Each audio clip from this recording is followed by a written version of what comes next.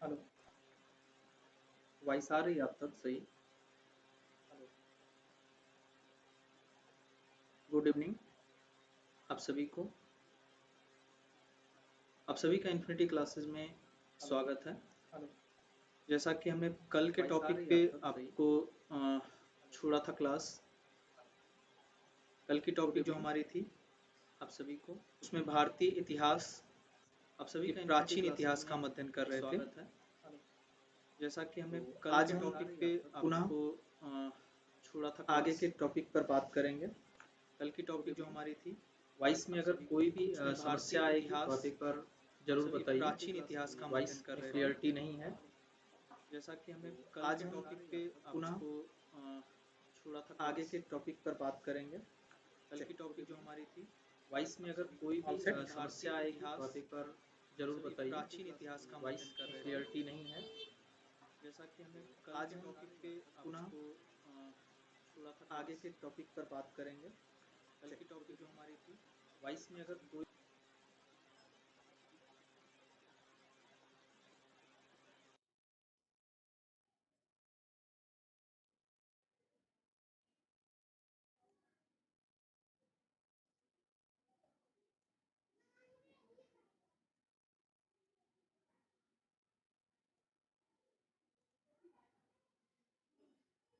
Hello,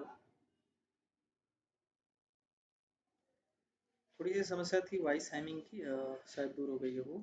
voice Hamming हो रहा था बार बार। तो चलिए आज की क्लास स्टार्ट करते हैं। हमने आपको जहाँ से छोड़ा था उसको थोड़ा सा रिवाइज करते हैं। हम लास्ट टाइम कहाँ पे थे? हमारा जो लास्ट टॉपिक हमने छोड़ा था वो छोड़ा था सैंध सभ्यता या सिंधु घाटी सभ्यता पर। सिंधु घाटी सभ्यता पर, सिंधु घाटी सभ्यता पर हमने छोड़ा था और हम बात कर रहे थे सिंधु घाटी सभ्यता के प्रमुख नगर। ठीक, तो बात करते हैं कि प्रमुख नगरों की बात कर लेते हैं। सिंधु घाटी सभ्यता के प्रमुख नगर कौन कौन से हैं?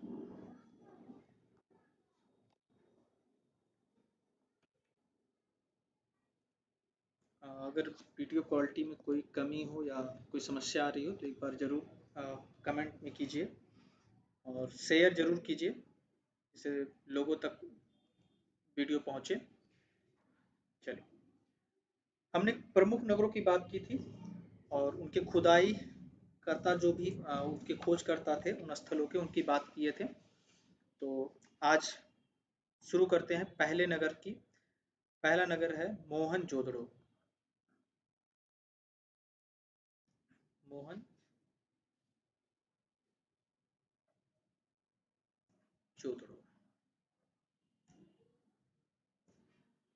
पहला प्रमुख नगर है मोहनजोदड़ो।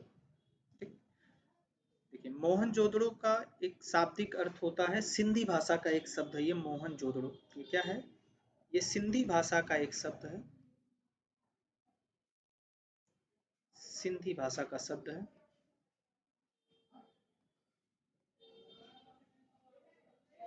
सिंधी भाषा का एक शब्द है जिसका हिंदी अर्थ होता है मृतकों का टीला। मृतकों का टीला, मृतकों का टीला। मोहनजोदड़ो का अगर अर्थ लिया जाए, शाब्दिक अर्थ लिया जाए, तो शाब्दिक अर्थ होगा मृतकों का टीला। चलिए, हम जो भी पढ़ेंगे वो परीक्षा के दृश्य से जो है उसी के आधार पर ही बात करेंगे, बाहर नहीं जाएंगे।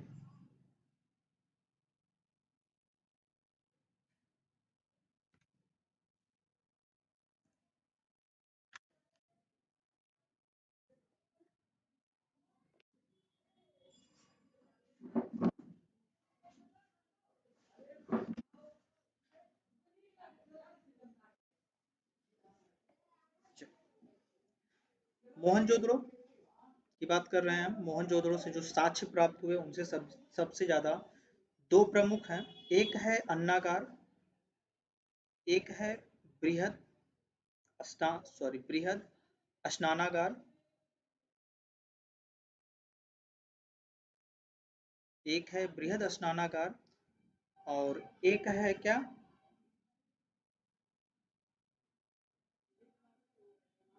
अन्नागार।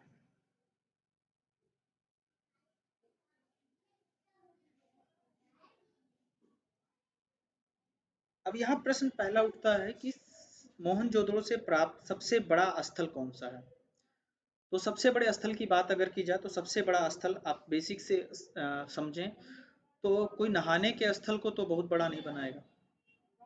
क्यों? क्योंकि हमने कल बात किया था कि अनाज एक प्रमुख आवश्यकता थी, तब भी, आज भी, पहले भी। ठीक, तो इस पे सबसे बड़ा स्थल जो हमें मिलेगा वो सबसे बड़ा स्थल मिलेगा अन्नागार। अगर कभी भी आपसे प्रश्न पूछता है कि मोहनजोदड़ो की खुदाई से प्राप्त सबसे बड़ा स्थल क्या है, तो सबसे बड़ा स्थल आपका क्या है, अन्नागार है। चलिए, स्नानागार क्या है, छोटा है। अन्नागार की संख्या अगर बात की जाए तो तीन लगभग मिले हैं, तीन स्थल। वो बड़े बड़े स्टोरेज थे जहां पर अनाजों का भंडारण किया जाता था। अगली बात की जाए तो अभिलेख युक्त मोहरें मिली हैं यहाँ से। क्या मिला है, अभिलेख युक्त मोहर। अभिलेख युक्त मोहर मिला है। और क्या मिला है, पुजारी या योगी की प्रतिमा मिली है। पुजारी या योगी की प्रतिमा मिली है।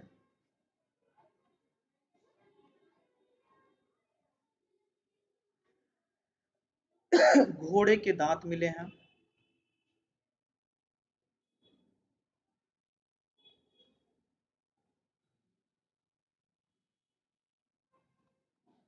चलिए क्लीन करके एक बार फ्रेश ले लेते हैं पूरा। एक तरफ से यहाँ पे आप लिखिए मोहनजोदड़ो से प्राप्त साक्ष्य। मोहनजोदड़ो से प्राप्त साक्ष्य।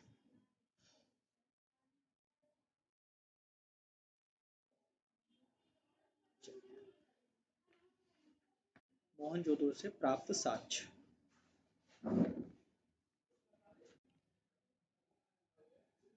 पहला साक्ष्य हमने क्या लिखा, तो पहला साक्ष्य हमारा है एक नंबर अन्नागार। क्या मिला हमको, अन्नागार। एक कैसा था, सबसे बड़ा स्थल, सबसे बड़ा। ठीक, दूसरा क्या मिला, दूसरा जो हमको मिला वो मिला बृहद स्नानागार।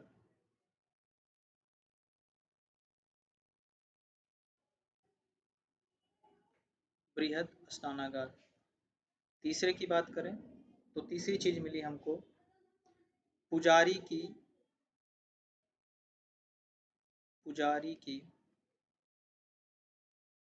मूर्ति। ठीक, चौथे स्थल, चौथी चीज की बात करें तो घोड़े के दांत। घोड़े के दांत लिखा है।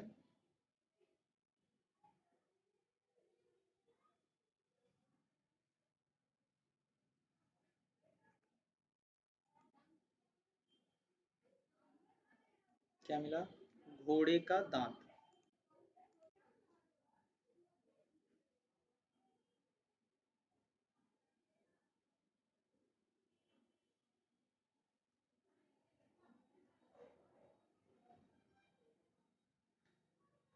पांचवी चीज जो मिली वो हमको मिला सूती कपड़ा।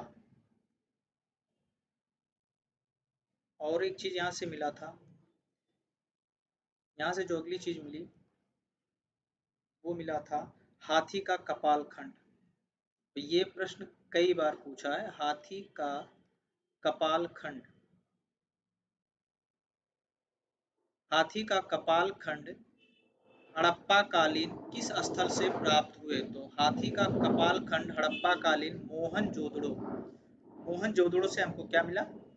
हाथी के कपाल खंड की बात मिलेगी। चलो, अगर इसके स्थिति की बात कर ली जाए, स्थिति क्या है थी इसकी? इसकी स्थिति है सिंध प्रांत पाकिस्तान। कल भी इस पे हम बात किए थे। सिंध प्रांत, सिंध प्रांत पाकिस्तान।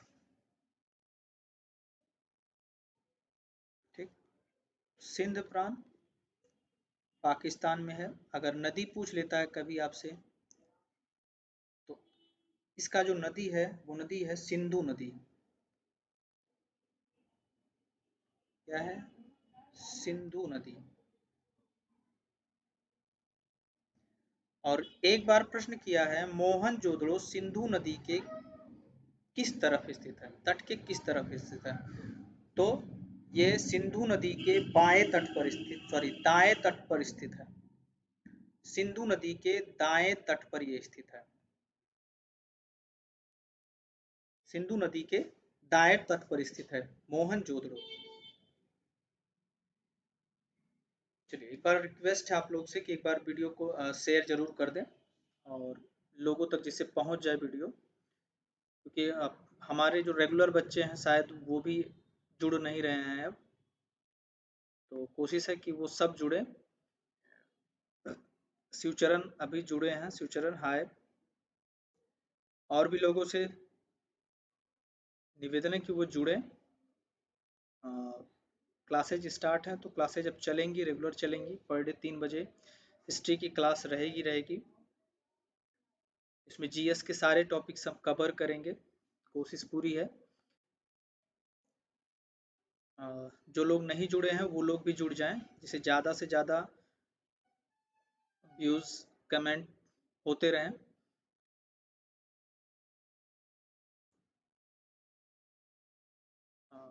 कोई समस्या, अगर ऑडियो की समस्या हो रही है तो बताइएगा। वीडियो तो आई थिंक बढ़िया जा ही रहा है।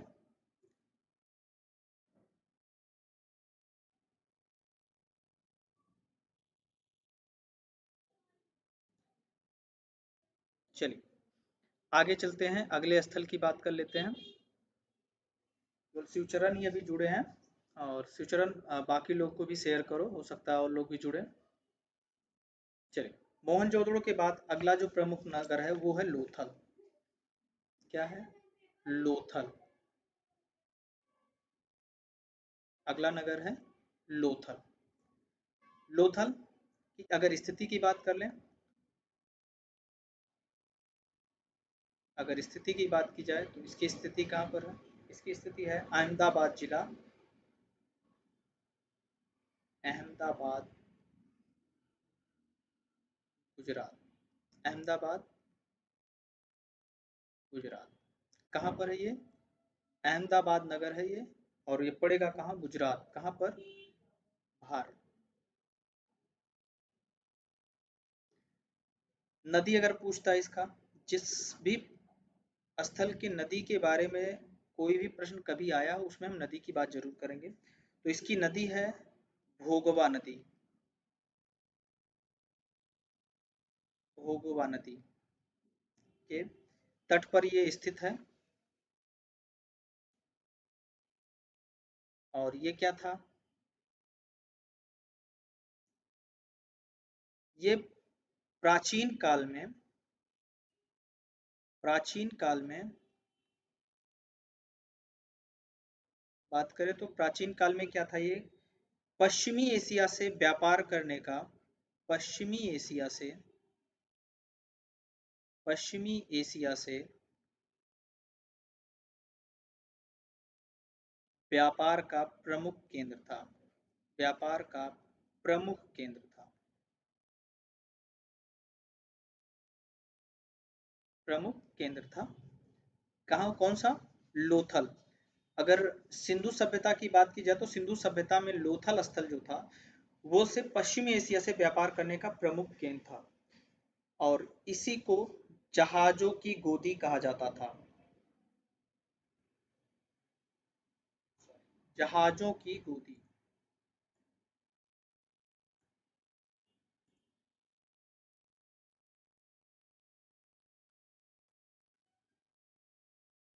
जहाजों की गोदी यानी डाक यार्ड। क्या था ये? डाक यार्ड। प्रमुख बंदरगाह था जहां पर जहाजें आके रुकती थीं और व्यापार के। अब इसको कहने का भाई कोई साक्ष्य रहा होगा, तभी हमने कहा। तो अगर साक्ष्य की बात करें लोथल में, तो साक्ष्य जो हमको मिले, पहला साक्ष्य मिला फारस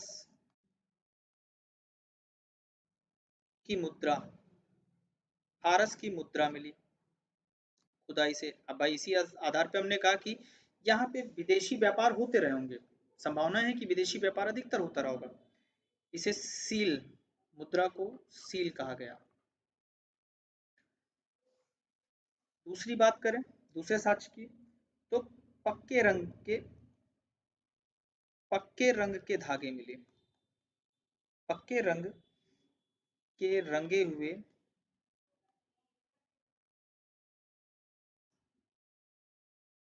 हुए पात्र मिले।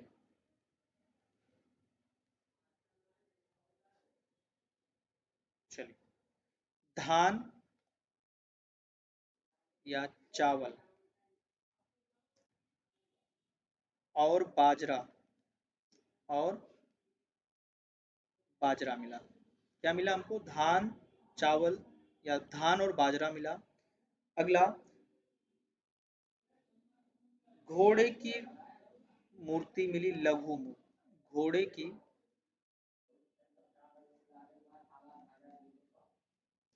लघु मृण मूर्ति मिली।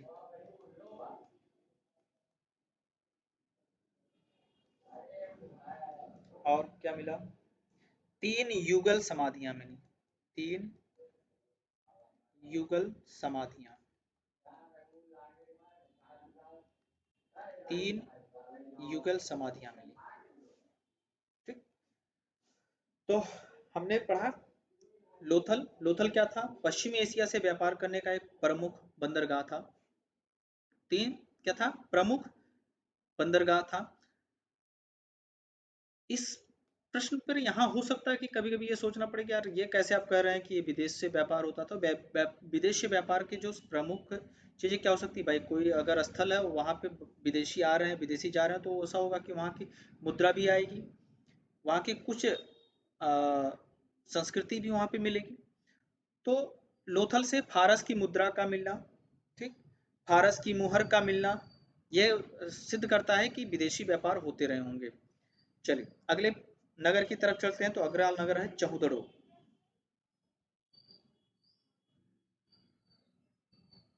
चहुदड़ो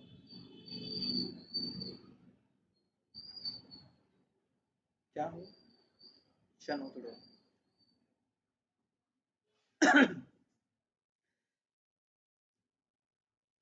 यहाँ क्या मिला हमको? यहाँ हमको मिला मनका बनाने का कारखाना। मनका बनाने का कारखाना।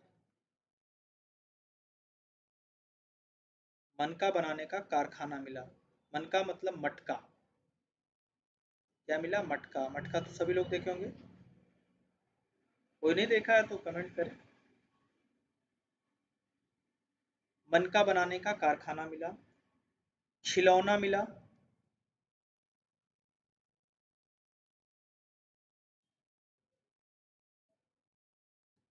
और क्या मिला?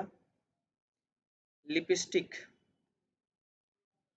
बहुत पुरानी इतिहास है लग रहा है। लिपस्टिक।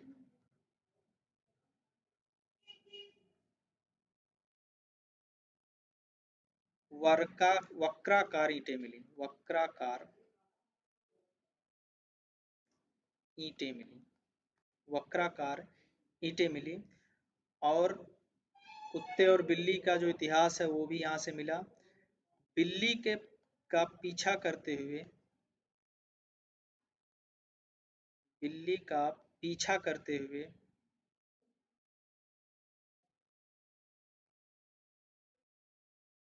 करते हुए करते हुए कुत्ते का पद चिन्ह मिला है।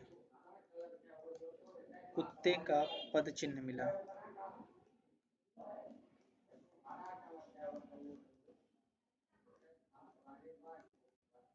पद चिन्ह मिला। ठीक, चौधड़ों की बात हो गई। चौधड़ों में क्या मिला? पहली चीज मिली मनका बनाने का कारखाना, दूसरा मिला खिलौना, तीसरा लिपस्टिक, वक्राकार ईंटें और बिल्ली का पीछा करता हुआ कुत्ते का पद चिन्ह मिला। ठीक, ये प्रमुख चीजें हैं। और भी मिला, जैसे अलंकृत हाथी मिली थी, यानी हाथी का एक मूर्ति था और उस पे बढ़िया से उसको सजाया गया था। चलिए अगले की तरफ चलते हैं। तो अगला है कालीबंगा। कालीबंगा अगला स्थल है कालीबंगा। यहां से हमको मिले थे क्या? जुते हुए खेत। पहले स्थिति देख लेते हैं इसकी। देखिए, जिससे जहां प्रश्न बना हुआ है उसी की स्थिति की हम बात कर रहे हैं। इसकी स्थिति है हनुमानगढ़ जिला, राजस्थान। हनुमानगढ़ जिला, राजस्थान।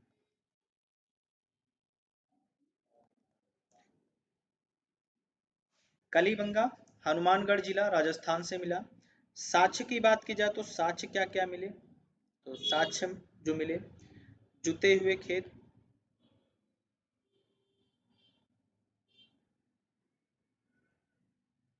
जुते हुए खेत मिले। भूकंप का साक्ष्य मिला। भूकंप के साक्ष्य मिले। भूकंप के साक्ष्य मिले। खेलसड़ी की मोहर मिली।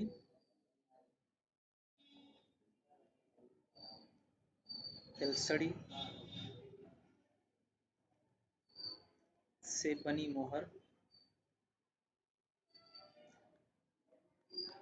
खेलसड़ी अगर आपको नहीं समझ में आ रहा होगा तो खेलसड़ी जो यूट्यूब पे अभी हमने लोग लगाया है तो वहां पर लगा हुआ है वो इमेज कि खेलसड़ी क्या है। इमेज एक बार मैं आप लोग को दिखा देता हूँ।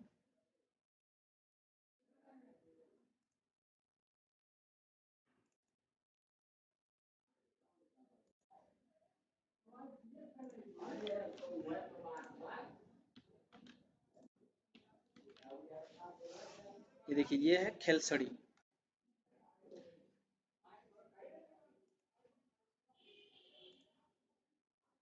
क्या है यहाँ पे?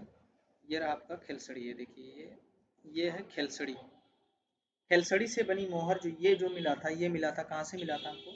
कलीबंगा से मिला था। जुते हुए खेत मिले थे, खेलसड़ी मिली थी। ठीक, भूकंप के साक्ष्य मिले थे। और क्या मिला था? और बात की जाए तो और मिला था कच्ची ईंट। कच्ची ईंट व पक्की ईंट। पक्की ईंट दोनों मिली थी। कच्ची ईंटों से क्या बने थे? घर बने थे। और पक्की ईंटों से क्या बना था? पक्की ईंटों से जो बना हुआ था, नालियां, नालियां, कुआं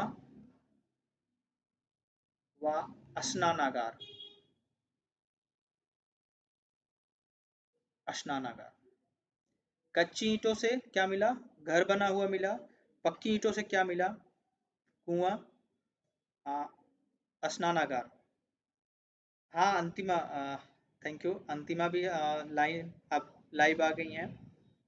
शिवचरण, कुछ नहीं है शिवचरण, एक बार शेयर कर दो सबको।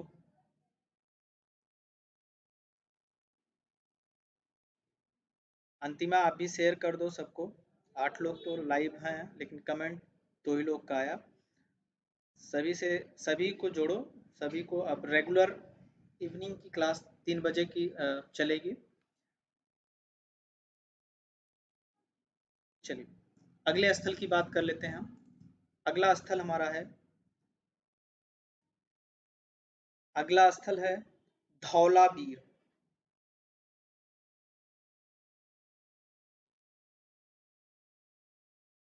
धौलावीर। थैंक यू सुचरण, कर दो। चलिए, धौलावीर, इसकी स्थिति की बात करें तो इसकी स्थिति है कच्छ का रण। कच्छ का रण,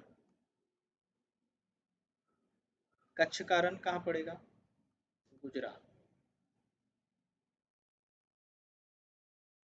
कहाँ पर ये धौलावीर स्थिति अगर बात की जाए अवस्थित कहाँ है तो कच्छ के रण में है, गुजरात में है। और यहाँ नगर को 3 भागों में बांटा गया था। अभी तक हमने क्या पढ़ा? नगर को 2 भागों में बांटा गया था, नगर को यहाँ पर 3 भागों में बांटा गया। हमने अभी तक पढ़ा क्या था? नगर 2 भागों में बटे थे, यहाँ पर क्या हुआ? यहाँ पे 3 भागों में बट गया। 3 कौन कौन से बटे? बात कर लेते हैं। पहला बचा किला, एक बनाया गया इन्होंने किला। दूसरा इन्होंने बनाया मध्यनगर, दूसरा बनाया मध्यनगर। और तीसरा इन्होंने किया निचला नगर। समझ लेते हैं क्या था। देखिए, धौलावीर क्या था? ये लगभग हड़प्पा कालीन की संस्कृति का एक बहुत ही आधुनिक स्थल रहा होगा। इसलिए इसने क्या किया, जो जन थे, जो उस पूरे उनके समूह का जो लीडर था, जिसको जन कहा उन्होंने, वो क्या रहता था? वो किले में रहता था। सैनिकों को उन्होंने क्या किया? मध्यनगर में रखा और निचले नगर को व्यापारिक नगर के रूप में बना दिया। इसलिए इन्होंने 3 भागों में बांटा। ठीक, अगला चीज अगर कोई साक्ष्य की बात की जाए तो अगला साक्ष्य जो मिला यहाँ से हमको मिला विशाल जलाशय मिला। क्या मिला? विशाल जलाशय मिला।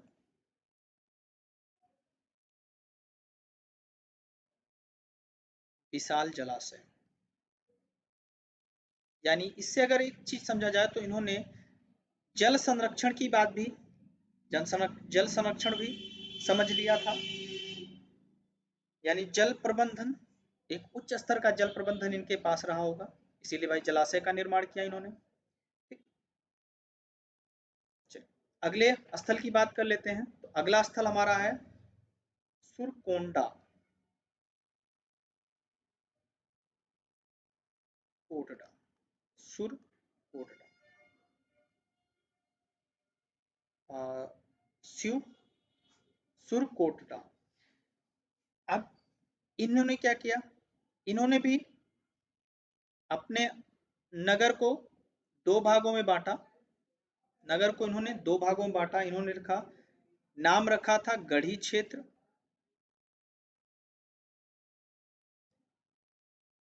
गढ़ी क्षेत्र और आवास क्षेत्र।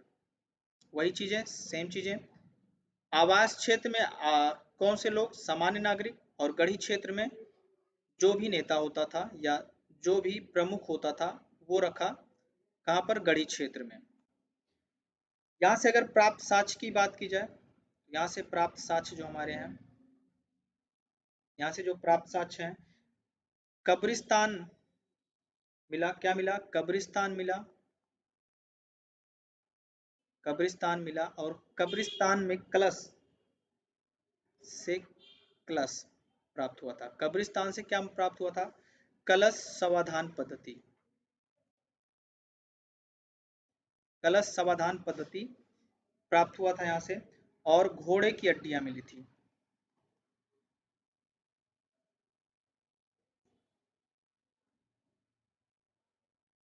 घोड़े की हड्डियां,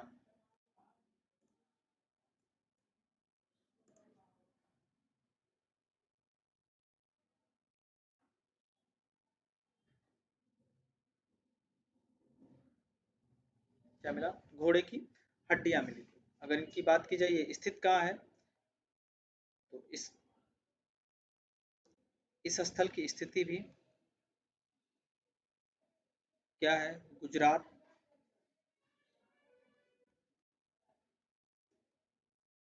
कच्छ। ठीक, कच्छ जिले में कौन सा है स्थल? सुरकोटडा। अगले स्थल की बात करें तो अगला स्थल हमारा है दैमाबाद। अगले स्थल की बात कर ले तो हमारा अगला स्थल है दैमाबाद।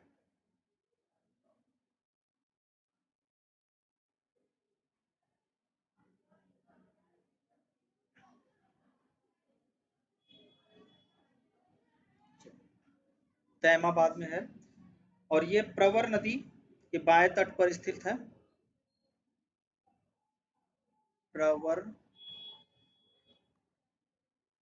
नदी के बाएं तट पर, प्रवर नदी के बाएं तट पर स्थित है। अगर राज्य की बात की जाए तो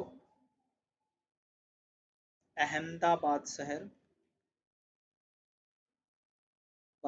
अहमदाबाद कहाँ पर है? गुजरात। अहमदाबाद शहर के गुजरात में दैमाबाद मिला। दैमाबाद 3 स्थल हमारे हो गए, ठीक। कच्छ के रण में 2 स्थल हो गए, एक स्थल और हो गया दैमाबाद, ये भी गुजरात में है। और कहाँ पर है? प्रवर नदी के बाएं तट पर स्थित है। प्राप्त साक्ष्य की बात करते हैं। प्राप्त साक्ष्य की बात करें तो यहाँ से जो साक्ष्य हमको मिले, रथ चलाते हुए मनुष्य,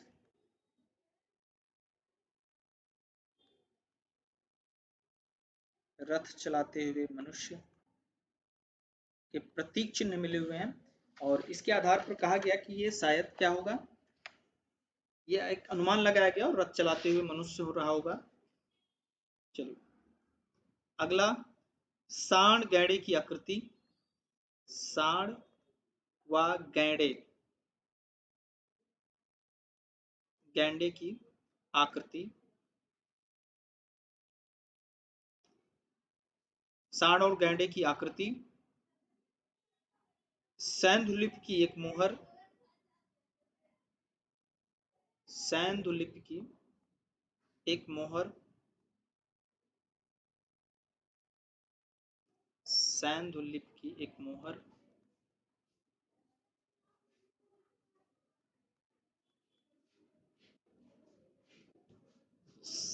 ठीक। चलिए दैमाबाद प्रवर नदी के बाएं तट पर। अगर जिले की बात करें तो अहमदाबाद, राज्य की बात करें गुजरात, और देश की बात करें तो भारत। दैमाबाद गुजरात के अहमदाबाद शहर पर में स्थित है। इसके तट पर? प्रवर नदी के बाएं तट पर। बात की जाए यहाँ से क्या क्या हमको मिले तो यहाँ मिले हमको रथ चलाते हुए मनुष्य, गांड व सांड व गैंडे की आकृति, सैंधुलिपि की मोहर। चल आगे चलते हैं, अगले स्थल की बात करते हैं। अगला स्थल है बनावली। बनावली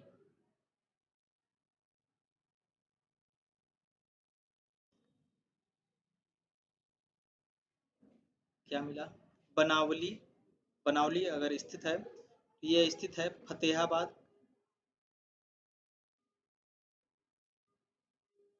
फतेहाबाद जिला, कहाँ पर? स्टेट है हरियाणा। फतेहाबाद जिला हरियाणा डिस्ट्रिक्ट। यहाँ पर मिला क्या? हल की आकृति के खिलौने, हल की आकृति के खिलौने,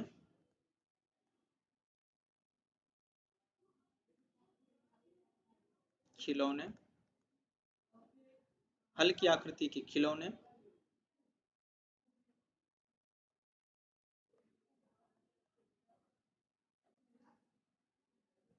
और तांबे का बाणाग्र,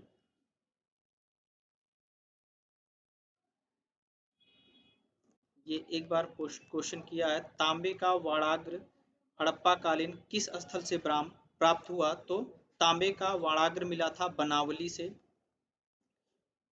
मुहर व बटखरे, मोहर व बटखरे, मोहर व बटखरे। अगले स्थल की बात कर लेते हैं। अगला स्थल है रोपण। अगला स्थल है रोपड़ और इसका आधुनिक नाम है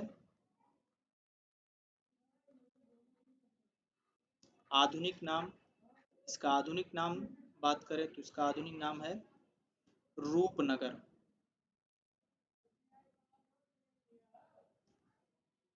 स्थिति की बात करें तो इसकी स्थिति जो है पंजाब राज्य में, पंजाब में है। और अगर नदी पूछ लेता है तो ये नदी है सतलज। सतलज नदी के बाएं तट पर, बाएं तट पर, सतलज नदी के बाएं तट पर कौन है? रोपड़। प्राप्त साक्ष्य की बात करें,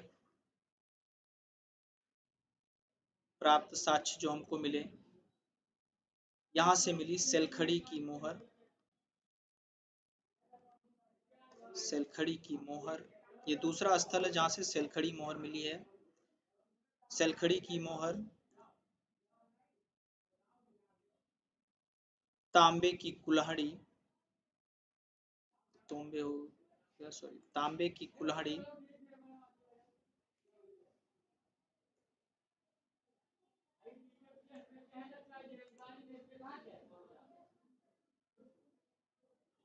तांबे की कुल्हाड़ी,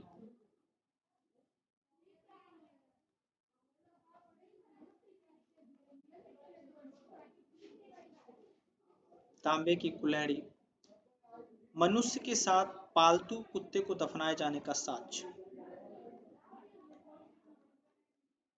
मनुष्य के साथ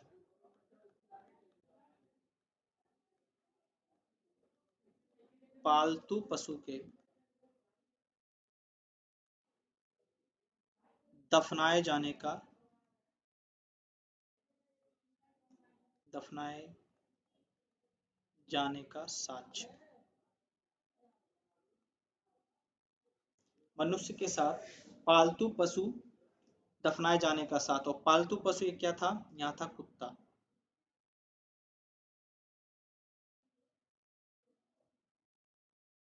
कुत्ता। सर्वप्रथम कौन सा पशु मनुष्य ने पालतू बनाया? तो वो था कुत्ता। चलिए हमने क्या समझा? अभी तक हमने देखा कि सिंधु घाटी सभ्यता के प्रमुख नगर कौन कौन से थे। सिंधु घाटी सभ्यता के एक विस्तृत वीडियो हम ऑलरेडी डाले हुए हैं चैनल पे, आप देख सकते हैं उसमें। बाकी हम केवल इस बार टॉपिक वाइज चल रहे हैं कि जो भी आपके एग्जाम सेशन में आए हुए प्रश्न हैं उनसे संबंधित डायरेक्ट प्रश्नों की बात करेंगे और कुछ नहीं। इसी तरीके से धीरे धीरे हम आगे बढ़ते चलेंगे। ठीक, चलिए तो ये था हमारा पूरा हड़प्पा सभ्यता। हड़प्पा सभ्यता के विकास का काल जब बढ़ता बढ़ता गया तो भाई किसी चीज का एक विकास होगा तो उसका विनाश होगा। तो शायद उसका विनाश हुआ और उसके विनाश की अलग अलग कहानियां हैं, अलग अलग किस्से हैं। कुछ लोग मानते हैं कि सिंधु घाटी सभ्यता के खत्म होने का प्रमुख कारण क्या रहा होगा कि वहां बाढ़ आ गई, क्योंकि ये सारे स्थल अधिकतर नदियों के तट पर स्थित थे। तो नदियों में बाढ़ आई तो इससे इस स्थल का समाप्त हो गया। लेकिन कुछ लोगों ने कहा कि भारत में जब आर्यों का आगमन हुआ, आर्यों का आगमन होना भारत में एक अन्य काल का प्रारंभ होना होता है। क्योंकि आर्यों के पास एक बहुत ही बहुमूल्य चीज की जानकारी थी, वो थी लोहा। अब क्योंकि तांबा कांसा इनको पिघलाने के लिए क्या करना था, समस्या होती थी। लोहा लो टेम्परेचर पे जल्दी जल्द मेल्ट हो जाता था और जल्द से जल्द हार्ड हो जाता था। तो आर्यों के पास एक चीज की ज्ञान था, क्या? लोहे का ज्ञान था। लोहे का ज्ञान होना, और वे भारत में आए। भारत में आने का उनका चरण क्या रहा होगा? वो क्योंकि पशुपालन करते थे तो पशुपालन करते करते वो धीरे धीरे भारत की तरफ माइग्रेट हुए, भारत में आए। और जब वो भारत में पहुंचे तो उन्होंने देखा कि यहाँ पे चारगाह, हरी चारगाह की व्यवस्था बहुत बढ़िया है और वो यहीं पे रह गए। और जब वो उनका काल यहाँ आया तो उसको भारत में कहा गया वैदिक काल। थोड़ी सी नॉइस आएगी, समस्या है। वैदिक काल, अभी नॉइस खत्म हो जाएगी। उनके आने के काल को क्या कहा गया? वैदिक काल कहा गया। वैदिक काल कहने का कारण क्या था? वैदिक काल कहने का कारण क्यों था? क्योंकि इसी काल में वेदों का उल्लेख मिलता है। वेदों का उल्लेख मिलता है, इसलिए इस काल को सीधा बोल दिया गया वैदिक काल। और वैदिक काल को हम दो भागों में बांट के पढ़ते हैं। एक कहते हैं ऋग्वैदिक काल, ऋग्वैदिक काल, और एक कहते हैं उत्तर वैदिक काल, उत्तर वैदिक काल। क्या कहा हमने?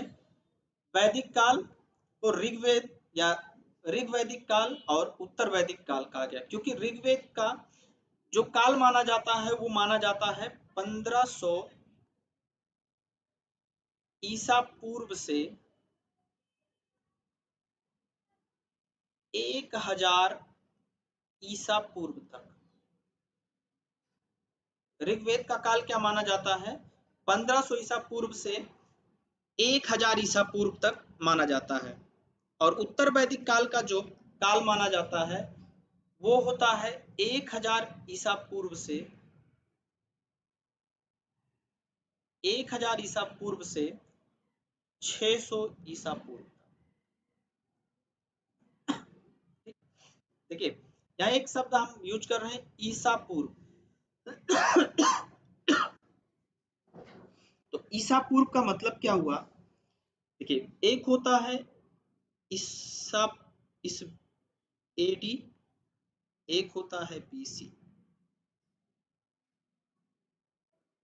या ईसवी और ईसा पूर्व। दो शब्द यूज होते हैं इतिहास में काल को समझने के लिए। ईसा पूर्व का मतलब हुआ कि जब ईसा मसीह का जन्म हुआ, जिस साल ईसा मसीह का जन्म हुआ उसको जीरो मान लिया गया, और उससे पहले की जो घटनाएं हुई उनको बोला गया ईसा पूर्व, और जो उसके जन्म के बाद की घटनाएं हुई उनको कहा गया ईसवी, या इंग्लिश में समझे तो before, BC, before Christ, and after dominion, AD. तो इतिहास में इन दो शब्दों को भी यूज कर, इन दो शब्दों का यूज जो है याद रखिएगा कि ईसा पूर्व और ईसवी में क्या अंतर है। चलिए, तो हम कहा थे, हम थे वैदिक काल को दो भागों में बांट के पढ़ना है हमको। एक ऋग वैदिक काल और उत्तर वैदिक काल। ऋग वैदिक काल का जो काल निर्धारण है वो 1500 ईसा पूर्व से 1000 ईसा पूर्व तक है, और उत्तर वैदिक का जो काल है वो 1000 ईसा पूर्व से 600 ईसा पूर्व तक है। अब बात कर लेते हैं वेद, क्योंकि हम वैदिक काल की बात कर रहे हैं तो वैदिक काल का प्रमुख है वेद।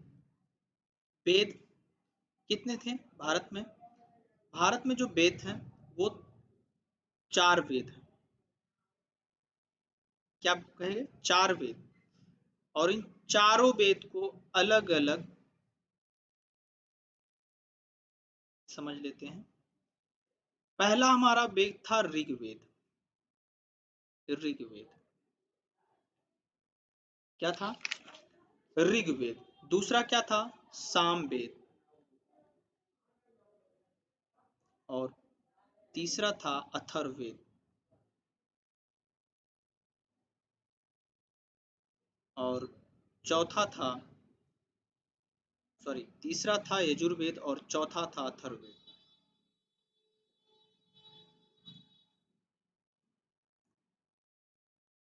यजुर्वेद,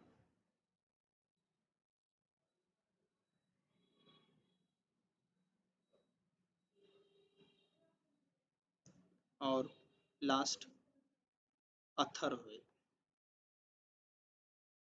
देखिए, इनके सीक्वेंस को भी याद रखिएगा, 1 2 3 और 4। इनके अलग अलग सीक्वेंस हैं, सीक्वेंस को भी याद रखिएगा। कैश सर, थैंक यू, बहुत ही शानदार क्लास, थैंक यू सर। आप ऐसे ही कृपा दृष्टि बनाए रखिए। चलिए, वेद क्या थे? 4 वेद थे, ऋग्वेद, सामवेद, यजुर्वेद और अथर्ववेद। चलिए एक एक वेद की बात करते हैं। पहला हमारा वेद है ऋग्वेद, और ऋग्वेद क्या था क्या नहीं था इसकी बात कर लेते हैं। ये भारत में प्राप्त जो लिखित साक्ष्य हैं उन साक्ष्यों में सबसे प्राचीन साक्ष्य है इतिहास के बारे में। किसके इतिहास के लिए? भारतीयों के इतिहास के लिए सबसे सही साक्ष्य जो मिला, सबसे प्राचीन साक्ष्य मिला, वो ऋग्वेद में मिला। और ये वैदिक साहित्य का सबसे प्राचीनतम ग्रंथ है। वैदिक साहित्य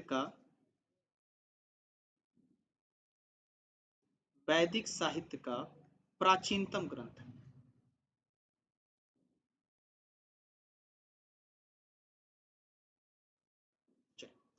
इसमें कुल 10 मंडल हैं। कितने मंडल हैं? इसको 10 मंडल में बांटा गया, और 10 मंडल में अगर बात की जाए तो 1028 सूक्त हैं, श्लोक्स 1028 सूक्त हैं, और 10,552 ऋचाएं हैं। 10,552 ऋचाएं हैं। थोड़ा सा पेन चलाने में दिक्कत है तो माइंड मत कीजिएगा, आवाज भी सुनते रहिए। तो 10 मंडल, 128 सूक्त और 10,552 ऋचाओं में ये विभक्त है। ठीक, और इन्हीं मंडलों से क्वेश्चन पुट अप करता है, पिक करता है क्वेश्चन। जैसे पहला क्वेश्चन सबसे ज्यादा पूछा जो जा गया, वो पूछा गया कि भैया दशरथ क्या था? दशरथ युद्ध का उल्लेख, दशरथ युद्ध का उल्लेख किस मंडल में है? दशरथ युग का उल्लेख किस मंडल में है? प्रश्न किया। अगला प्रश्न बनता है कि भैया इसके 10वें मंडल में क्या उल्लेखित है, 9वें मंडल में क्या उल्लेखित है? ठीक, तो दशरथ युद्ध की बात आई है, तो दशरथ युद्ध होता है कब? इसमें 10 राजाओं का युद्ध होता है, और उनसे जो विजय प्राप्त करता है वही आगे चलकर वैदिक काल के बाद की संस्कृति बनाएगा और जनपद काल की बात करेगा। वो आगे हम बात करेंगे। तो दशरथ युद्ध का उल्लेख किस मंडल में मिला? तो मिला हमको 7वें मंडल, 7वें मंडल में। आगे और बात कर लेते हैं इसी पे। गायत्री मंत्र, गायत्री मंत्र का भी उल्लेख कहाँ मिलता है? ऋग्वेद में मिलता है, और इसके रचनाकार हैं, गायत्री मंत्र के रचनाकार हैं विश्वामित्र।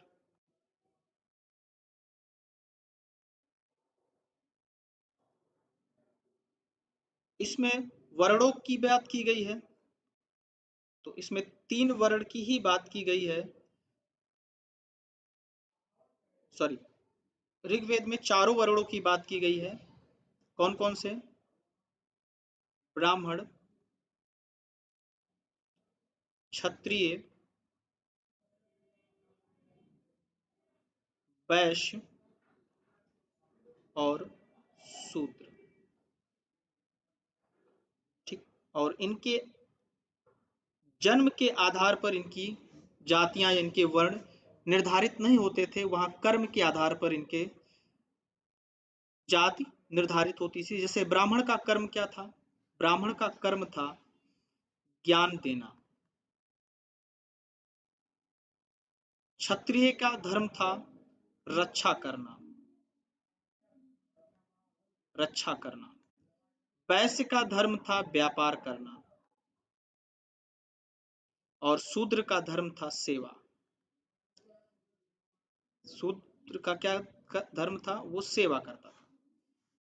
यहाँ एक सिंपल सा सीधा सीधा मतलब समझ लीजिए, एक चीज माइंड रखिए कि वैदिक काल में कभी भी किसी के ऊपर जन्म के आधार पर कोई भी चीजें थोपी नहीं गई। नहीं भी आप ब्राह्मण हो तो ब्राह्मणों का ही काम कर सकते हो, क्षत्रिय हो तो क्षत्रियों का काम करो, वैश्य हो तो वैश्य का काम करो, शूद्र हो तो शूद्र का काम करो। वहां आप अपनी इच्छा अनुसार आप अपने वर्ण का चयन, अपने कर्म के आधार पर आपके वर्ण का चयन हो जाता था। हाँ, उत्तर वैदिक काल के समाप्ति तक ये चीजें बदल गई थी। क्या हो गया था? धर्म कर्म के आधार पर ना होकर एक जन्म के आधार पर हो गया। यदि आपका जन्म उच्च कुल में हुआ, ब्राह्मण के घर हुआ तो आप ब्राह्मण कहलाएंगे, क्षत्रिय में हुआ क्षत्रिय कहलाएंगे, वैश्य में हुआ तो वैश्य कहलाएंगे, शूद्र में हुआ तो शूद्र कहलाएंगे। ठीक।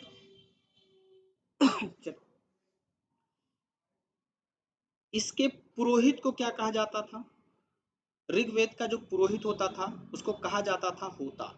ऋग्वेद का जो पुरोहित होता था, पुरोहित मतलब ज्ञाता, उसके पुरोहित को कहा जाता था होता। अगले वेद की तरफ चलते हैं। अगला वेद हमारा है सामवेद। एक चीज छूट रही है, ऋग्वेद में उल्लिखित नदियों पर भी प्रश्न कभी कभी कर लेता है, तो नदी की बात कर लेते हैं। तो उल्लिखित जो नदी हमको मिली वो टोटल 42 नदियों का उल्लेख मिला। 42 नदियों का उल्लेख कहाँ मिला है? ऋग्वेद में मिला है, जिसमें गंगा का उल्लेख कितनी बार हुआ है? गंगा का उल्लेख एक बार, गंगा का उल्लेख एक बार, और यमुना का उल्लेख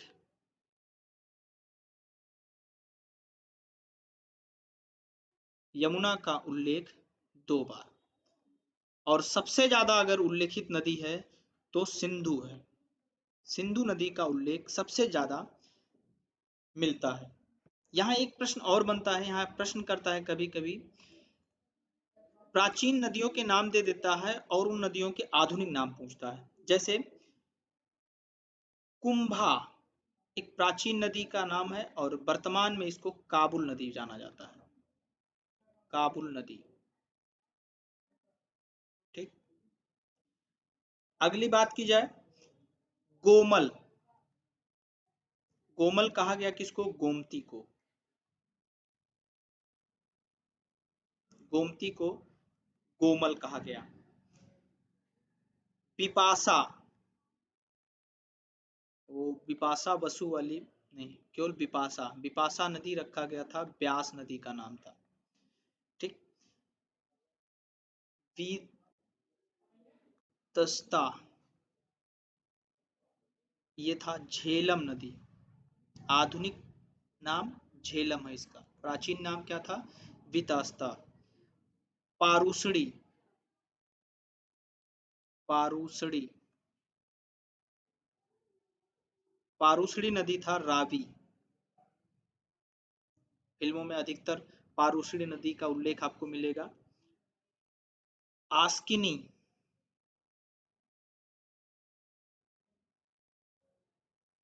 आस्किनी था किसका? चिनाब का नाम, आस्किनी, चिनाब। और नदीतमा, नदीतमा कहा गया सरस्वती को। ठीक। ये क्या है? विलुप्त हो चुकी नदी है। कहां पर? राजस्थान में ये विलुप्त हो गई है। चलिए आगे बढ़ते हैं अगले वेद की तरफ, सामवेद। कुछ अगर छूट रहा हो। हाँ अंतिमा, क्लासेज पर डे 3 बजे चलेंगी हर हाल में। सामवेद, सामवेद की बात करें तो ये क्या था? संगीत का वेद था। संगीत, संगीत का वेद। साम का अर्थ ही होता है संगीत। ठीक। ये क्या क्या था? क्योंकि ये ऋग्वेद पूर्णतः संस्कृत में थे, श्लोक थे उसके। अब श्लोकों को समझना थोड़ा सा कठिन है। अगर मैं आपको ऐसे लगातार 4-6 घंटे पढ़ा दूं, क्या करोगे आप? बोर हो जाओगे, बोर होके बोलोगे भाई सर अब तो बहुत हो गया, अब नहीं हो पाएगा। तो और इनमें संगीत कैसे थे? यज्ञों पर गाय, यज्ञों के जो मंत्र थे, यज्ञों के मंत्रों का संगीतबद्ध,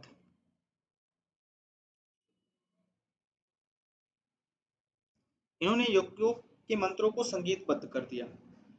और मंत्रों को गाने वाले को अभी हम क्या कहते थे वहां पर? ऋग्वेद के ज्ञाता को क्या कहते थे? होता कहते थे। और सामवेद के ज्ञाता को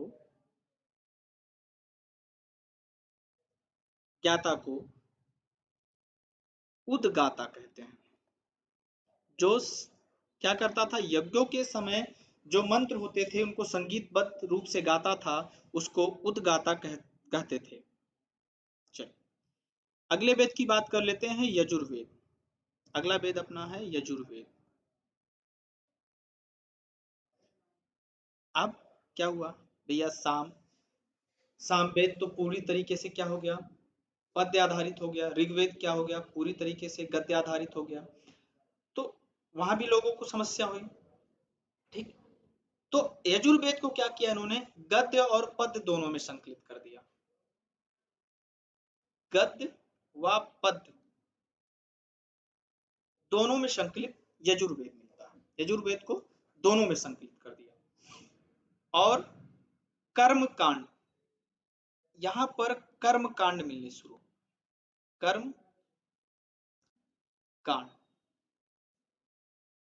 और जब कर्म कांड आरंभ हुए तो यजुर्वेद दो भागों में बट गया। दो भागों में, दो भागों में एक हुआ, एक भाग को कहा गया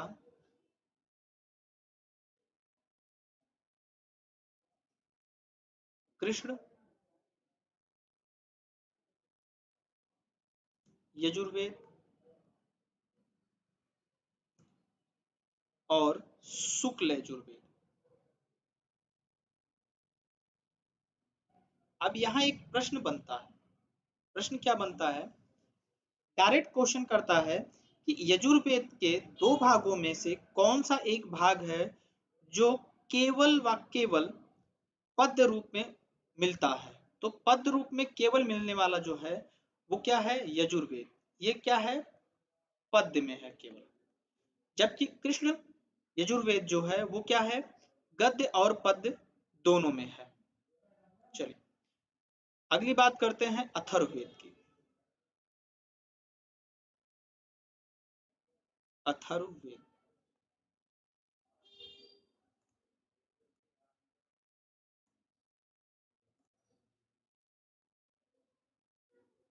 अभी क्या हुआ?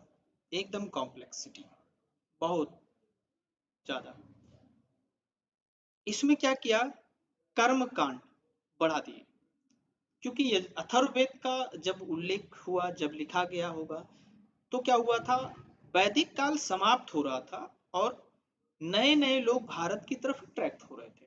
क्योंकि ऋग्वेद काल में केवल व केवल जानकारी किसकी मिली? कि आर्य थे। लेकिन धीरे धीरे क्या हुआ?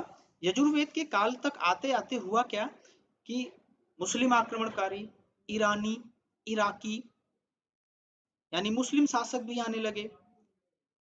तो क्या हुआ? यजुर्वेद में उन सबको समाहित कर लिया। यजुर्वेद में क्या किया? जादू, टोना, टोटका,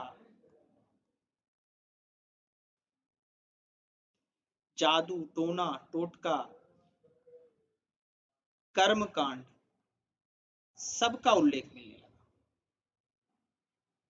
क्यों? जादू, टोना, टोटका ये अधिकतर क्या होते थे? बाहरियों के पास जानकारी थी। उस जानकारी को भी अथर्ववेद में सम्मानित कर लिया गया। अथर्ववेद को 20 कांडों में विभक्त किया गया। 20 कांड में विभक्त किया गया और इन 20 कांडों में 731 सूक्त व 5987 मंत्र संग्रहित थे। इन 20 कांडों में 731 सूत्र और 5987 मंत्र थे और इन 5987 में से ऋग्वेद के 1200 मंत्रों का संकलन किया गया। 1200 मंत्र जो लिए गए वो कहाँ के थे? ऋग्वेद के थे। ऋग्वेद से 1200 मंत्र लिए गए अथर्ववेद में। ठीक, अथर्ववेद के मंत्रों का उच्चारण जो करता था उसको क्या कहा गया? अथर्ववेद के उच्चारण करता या ज्ञाता, अथर्ववेद का जो ज्ञाता होता था उसको कहा गया पुरोहित। उसको क्या कहा गया? पुरोहित। ठीक, चलो अथर्ववेद में ही एक उल्लेख मिलता है कि सर्वप्रथम पृथ्वी पर सर्वप्रथम हल व कृषि का जन्म किसने दिया? तो हल व कृषि के सर्वप्रथम हल व कृषि का प्रयोग या जन्म की बात करें तो सर्वप्रथम प्रयोग किया, सर्वप्रथम हल व कृषि का प्रयोग पृथ्वीवेन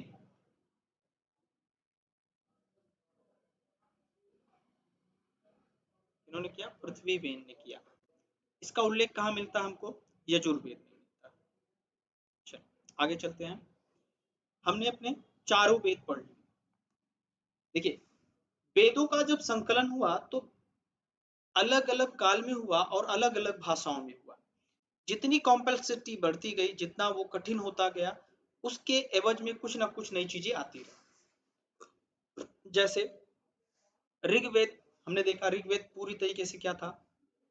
मंत्रों पर आधारित था, जिसमें 10,552 ऋचाओं का प्रयोग किया गया। उसको समझने के लिए विशेष वर्ग ही समझ पाता था, सामान्य वर्ग के लिए वो दिक्कत होती थी। अब भाई सामान्य वर्ग नहीं जुड़ेगा तो उससे समस्या होगी। उस सामान्य वर्ग को जोड़ने के लिए सामवेद का उल्लेख हुआ, सामवेद लिखा गया। सामवेद में उस समस्या का कुछ निराकरण किया गया कि भैया उसको संगीतबद्ध कीजिए, लोगों को समझ में आएगा, लोग उसको अट्रैक्टिव होंगे। ठीक, संगीतबद्ध किया गया, लेकिन तभी कुछ क्षेत्र छूटे तो यजुर्वेद आया। यजुर्वेद में कहा गया कि भैया संस्कृत में तो रहेगा, लेकिन इसको गद्य और पद्य दोनों में कर दिया जाए। गद्य और पद्य किया। लेकिन जब अथर्ववेद आया तो अथर्ववेद एकदम सरल भाषा में हो और उसमें कर्म कांड बढ़ा दिए गए। यज्ञ करना अनिवार्य है, अगर आपको मोक्ष चाहिए तो यज्ञ करना होगा। जादू होता है, टोना करने टोटका होता है, आज चीजें हो कि उल्लेख वहां पर मिला। लेकिन जब इससे भी चीजें बनी नहीं तो वेदों के बाद की चीजें आई, जिन्हें उपनिषद या वेदांत कहा गया। क्या कहा गया? उपनिषद या वेदांत।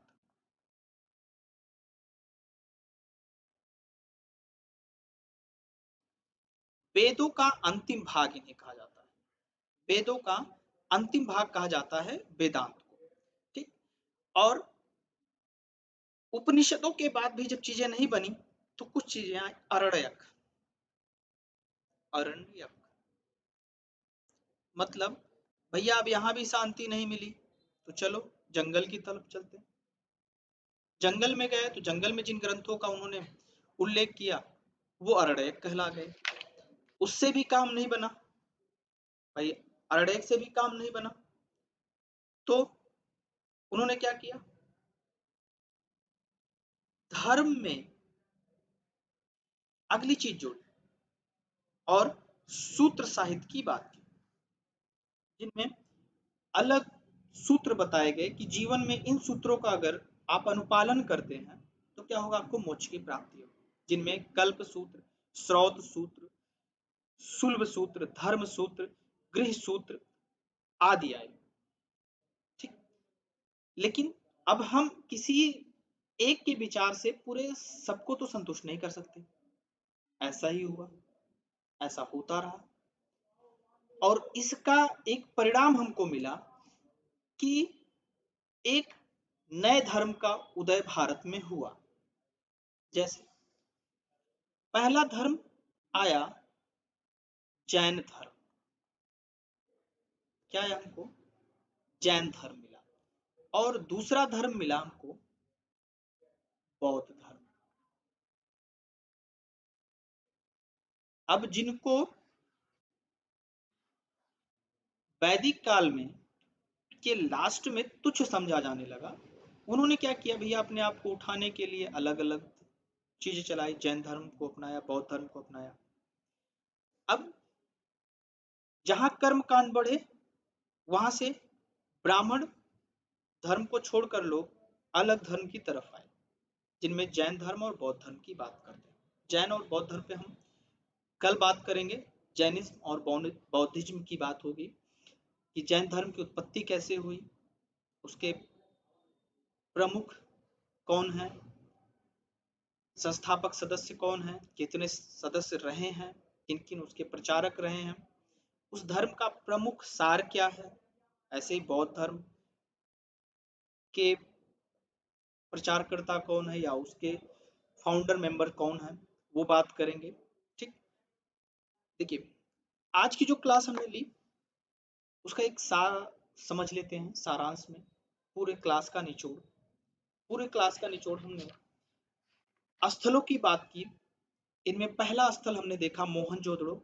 मोहनजोदड़ो से दो चीजें रेगुलर पूछी जाती हैं। पहला बृहद स्नानागार और दूसरा अन्नागार। यहाँ प्रश्न आपको फिर वही रिपीट कर रहा हूँ, यहाँ प्रश्न वही आएगा कि भैया सबसे बड़ा स्थल कौन सा था, तो आपको अन्नागार को चॉइस करना है, ना कि स्नानागार को। ठीक, अगला स्थल हमने पढ़ा लोथल। लोथल को हमने पढ़ा कि भैया ये एक प्रमुख बंदरगाह के रूप में था और इस बंदरगाह से पश्चिम एशिया के देशों से व्यापार होते थे और उसके साक्ष्य भी मिले हैं। फारस की मुद्रा का मिलना, फारस की मोहर का मिलना, ये साक्ष्य बताते हैं कि लोथल एक बंदरगाह शहर के रूप में था जहां पर विदेशी व्यापार आते रहे। अगला शहर हमने देखा चौहदड़ो, जहां पे सबसे प्रमुख प्रश्न या उठता है कि मनका बनाने का कारखाना कहाँ मिला, तो मनका बनाने का जो कारखाना मिला वो कहाँ मिला, चौहदड़ो में मिला। ठीक, अगला स्थल हमने देखा कलीबंगा। कलीबंगा में सबसे ज्यादा प्रश्न उठा कि भैया जुते हुए खेत के साक्ष्य कहाँ मिले, तो कलीबंगा में मिले। जुते हुए खेत के साक्ष्य जो मिले वो कलीबंगा में मिले। ठीक, अगला स्थल हमने देखा धौलावीर। धौलावीर में क्या था, यहाँ की प्रमुख विशेषता ये थी कि यहाँ नगर को 3 भागों में विभक्त करके आयताकार बसाया गया था। आयताकार बनाते हुए 3 भागों में विभक्त किया गया। कौन कौन से? किला, मध्य नगर और निचला नगर के रूप में। ठीक, अगले स्थल की बात करें तो अगला स्थल हमारा था सुरकोटदा। सुरकोटा की विशेषता क्या थी, इन्होंने नगरों को दुर्गीकृत कर दिया और क्या किया, 2 तरीके से बसाया, एक गढ़ी क्षेत्र बसा दिया और एक आवास क्षेत्र बसा दिया। ठीक, यहाँ से अगर साक्ष्य की बात की गई तो साक्ष्य जो हमको मिले वो मिले कब्रिस्तान में कलश समाधान और घोड़े की हड्डियां मिली। अगला स्थल हमने देखा दैमाबाद। दैमाबाद की विशेषता क्या थी, यहाँ पर रथ चलाते हुए मनुष्य, सांड और गैड़े की आकृति मिली है। ठीक, और ये सैन्य सभ्यता का सबसे दक्षिणी स्थल है। कल हमने मैप पे देखा था, वो सबसे दक्षिणी स्थल है दैमाबाद। ठीक, और इसकी स्थिति की हमने बात की तो अहमदनगर जिला महाराष्ट्र में है और अगर नगदी की बात की जाए तो प्रवर नदी के बाएं तट पर स्थित है। कौन? दैमाबाद। अगले स्थल की बात कर लेते हैं। हमने पढ़ा बनावली। बनावली की जो विशेषता थी वो की मुहरे और बटखरे वहां मिले, हल की आकृति के खिलौने मिले और इसका स्थिति की बात की तो इसकी स्थिति हमारी थी फतेहाबाद के हरियाणा में। ठीक, एक लास्ट हमने पढ़ा रोपड़। रोपड़ का आधुनिक नाम क्या था, रूपनगर था और यहाँ से जो प्राप्त हुए थे वो तांबे के वाड़ाग्र और कुल्हाड़ी। अगर कभी भी प्रश्न पूछता है कि तांबे के कुल्हाड़ी का साक्ष्य किस स्थल से प्राप्त हुआ, तो रोपड़ से प्राप्त हुआ। ठीक, तो ये हमने पढ़ा था क्या, सिंधु घाटी सभ्यता के लिए। इसके बाद हम आए वैदिक काल में। वैदिक काल में वैदिक काल का नाम क्यों पड़ा, वेदों के आधार पर उनका नाम वैदिक काल कर दिया गया। और इस काल में प्रमुख रूप से क्या थे, 4 वेदों की बात की गई, ऋग्वेद और सामवेद, यजुर्वेद और अथर्ववेद। ठीक, अब अगली बात करेंगे हम, अगले धर्म की बात होगी, क्योंकि ये ब्राह्मण धर्म से संबंधित ग्रंथ थे जो वैदिक काल में बने। सॉरी। अब अगले धर्म की हम बात करेंगे कल, जैन धर्म और बौद्ध धर्म। आप सभी से निवेदन है कि आपको कोई भी इशू आ रहा हो, ऑडियो इशू हो या वीडियो में कोई क्लियरिटी ना हो, तो एक बार कमेंट जरूर कीजिएगा। आप वीडियो को शेयर जरूर कीजिए, शेयर आप करेंगे तो थोड़ा सा हमको सपोर्ट मिलेगा, लोगों का व्यू बढ़ेगा, और लोगों का व्यू आएगा तो उसका आ, थोड़ा सा हमको मोटिवेशन मिलेगा कि भैया क्लासेस चलती रहें और आपका भी नुकसान ना हो, हमारा भी नुकसान ना हो। तो इसी के साथ आप लोगों से चाहेंगे कि आप लोग वीडियो को एक बार शेयर कर दीजिए। लास्ट टाइम वीडियो शेयर करते करिए, ग्रुप में भी डालते रहिए। जो लोग अभी नहीं जुड़े हैं, जो बच्चे अभी नहीं जान रहे हैं कि क्लासेज स्टार्ट हो गई हैं, तो उन सभी को आप एक बार इन्फॉर्मेशन दीजिएगा कि क्लासेज स्टार्ट हैं। पर डे 3 बजे से क्लासेज चलेंगी। 1 घंटे की मिनिमम क्लासेज 1 घंटे की रहेगी, कम से कम 1 घंटे का क्लास जरूर लिया जाएगा, पर डे लिया जाएगा। ठीक, अभी जीएस चलेगा, फिर हम धीरे धीरे रीजनिंग की, मैथमेटिक्स की भी क्लासेस लाएंगे, लेकिन अभी आप जीएस पे फोकस करते हैं, क्योंकि जीएस का जब एक बार हम पूरे समझ जाएंगे कि, क्योंकि हम लाइव क्लासेस चला रहे हैं, तो थोड़ा सा तकनीकी ज्ञान भी देखना है हमको कि हमारी तकनीकी ज्ञान कोई गड़बड़ी ना हो, या किसी तरीके के आपको समस्या हो रही है तो समस्या का समाधान हम कर लें। ठीक, तो चलिए इसी के साथ आप सभी को एक बार गुड बाय कहने का टाइम आ गया है, तो हम गुड बाय कहते हैं और कल फिर मिलते हैं 3 बजे की क्लास में। वीडियो को सभी तक जरूर शेयर कीजिए, सभी को बताइए। हम कोशिश है कि 10 12 15 लोग, 20 लोग, 25 लोग धीरे धीरे जुड़े। क्वेश्चन एसेंसर भी हम लोग चालू करेंगे, लेकिन उसका अनाउंसमेंट बाद में बताते हैं क्या कैसे होता है। कल की क्लास में उसका अनाउंसमेंट देंगे। जितने लोग जुड़ेंगे सब लोग जुड़िए, अनाउंसमेंट बताया जाएगा कितने तारीख को कैसे हम क्वेश्चन आंसर सेशन रखेंगे। ठीक, thank you, good bye all of you.